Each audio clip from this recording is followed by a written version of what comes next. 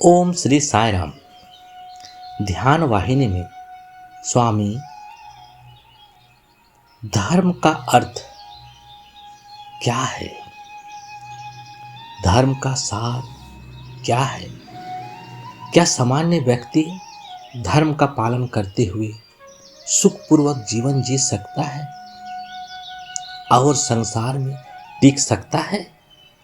स्वाभाविक है कि जीवन यात्रा में ऐसे प्रश्न मन को भ्रमित करते हैं। इन्हें सुलझाना आवश्यक ही नहीं बल्कि अत्यंत आवश्यक है।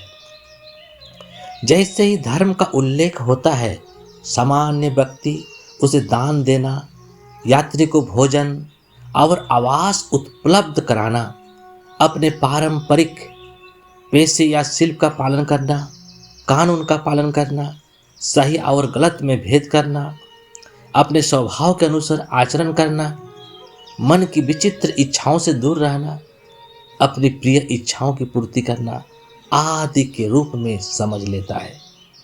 निसंदेह बहुत समय पहले ही धर्म का निर्मल स्वरूप पहचान से परे धूमिल हो चुका है। सुंदर खेत और उपवन यदि उपेक्षा का शिकार हो जाएं, तो शीघ्र ही वे झोपड़ियां और कांटों से भरे जंगल बन जाते हैं।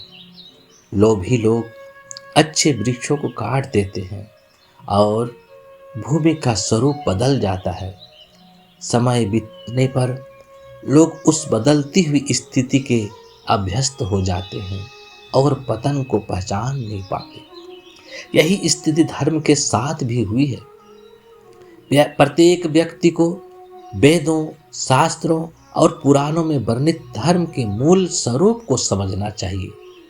आरोग्य बुद्धि, असंयमित भावनाओं और अशुद्ध तर्क द्वारा इन ग्रंथों का अर्थ बिगाड़ दिया गया है, जिससे उनकी महिमा को गहरी क्षति पहुंची है।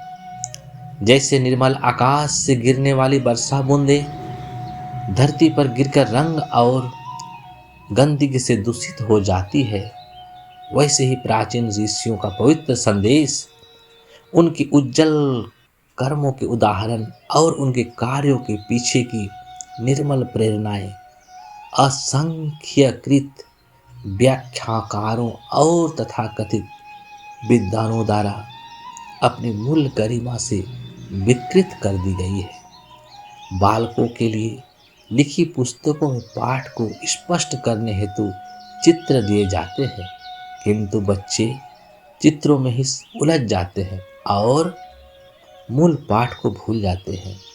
उसी प्रकार असावधान और अशिक्षित लोग उन कर्मकांड को ही परम सत्य मान लेते हैं जो केवल महान सत्य को समझने के लिए बनाए गए थे, और उस सत्य को ही नज़रअंदाज कर देते हैं।